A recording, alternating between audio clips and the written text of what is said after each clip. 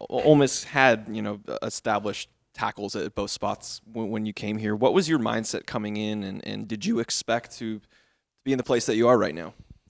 Honestly, I was just coming in to help out any way I could, whether it be guard, tackle, center, tight end. Honestly, I was just down to play my last year, just to play anything. So I'm just happy to contribute any way I can. So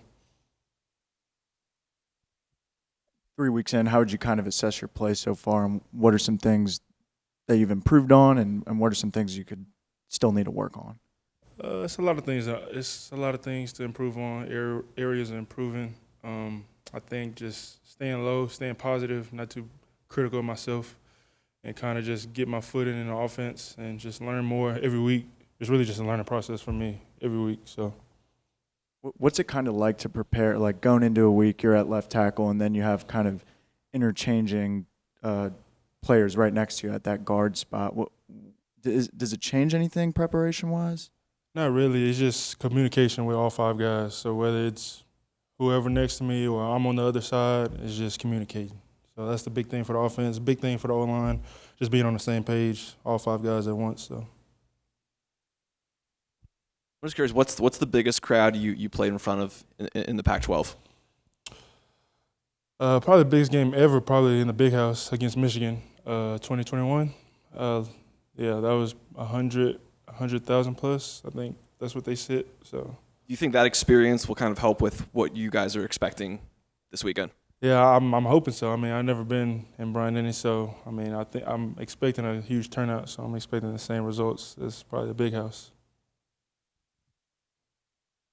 Victor, being a Texas guy, I'm curious, in middle and high school, and I assume you're watching college football, what your perception of Ole Miss was then, and whether, when you got to Washington, Coach Kiffin got here, whether he did anything to kind of change that perception.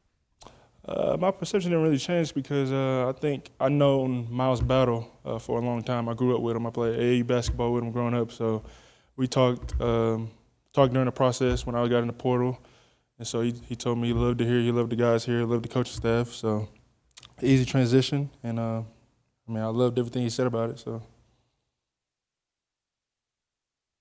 Are big game environments like Big House and what you'll see, is that something that affects you? Or are you able to kind of compartmentalize and just kind of keep your emotions in check?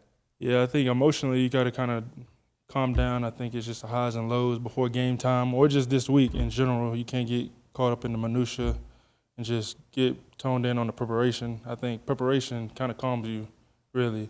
I think as long as you're prepared, you really can't get caught up in too hype in the crowd and all the crowd noise and, what they're going to do. As long as you're prepared for what you got to do, I think that'll be good. The offense kind of struggled running the ball the first two games, but you guys came back and ran for 300 on Saturday. Why do you think it was so successful on Saturday, and how big is that going to be this weekend? It just all started with Coach Garrison. I think Coach Garrison challenged us, Coach Weiss challenged us, Coach Kiffin challenged us, and we challenged ourselves. So it all starts on a Tuesday just like this, being prepared for the run game, being in full pads, and set the tempo for the week, and then that leads into Saturday. And so just like this week, it leads to Bama, turn it up a notch on a Tuesday, leads into Wednesday, and be prepared for game day on Saturday.